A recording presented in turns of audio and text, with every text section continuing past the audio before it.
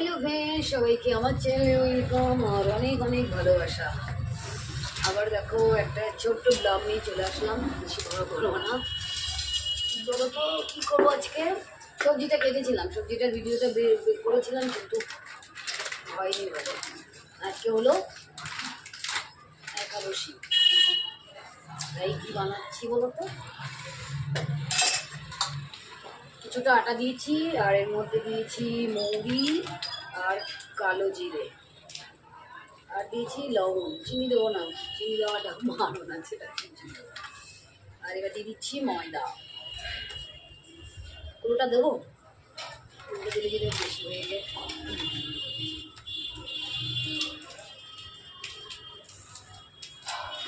ওইদিকে আবার সবজি বসিয়ে এসছি, ভালো করে একটু করে।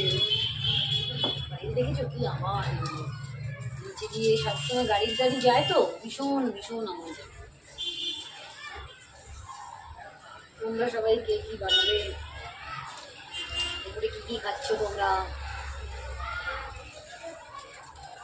করে বলবে।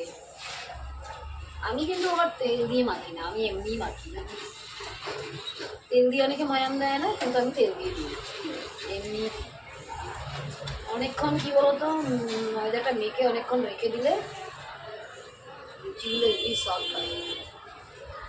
বরবটি না, বিন আর কুমড়ো কেটেছিলাম,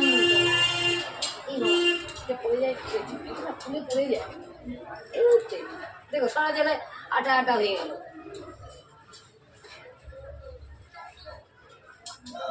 বেশি জল দিয়ে দিলাম না তো আবার।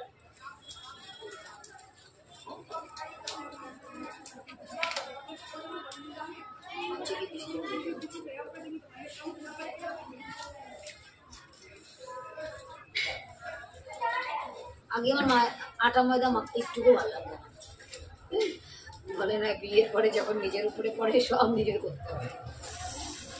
একটুকু ভালো লাগতো না আটা মাখতে। কি বলবো তোমাদের, আটা মাখার কথা বললেই যেন আমার জ্বর চলে আসতো।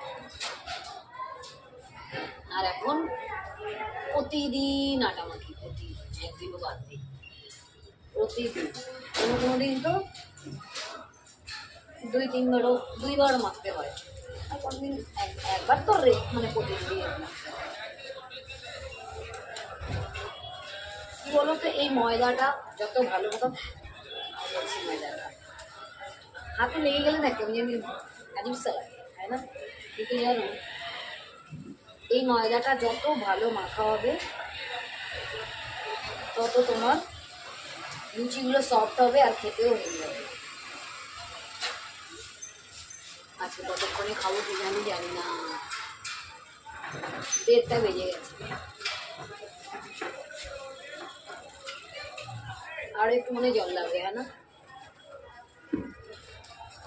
আরে এইটা খুলে যাচ্ছে, হাতের থেকে এটা খুলে যাচ্ছে।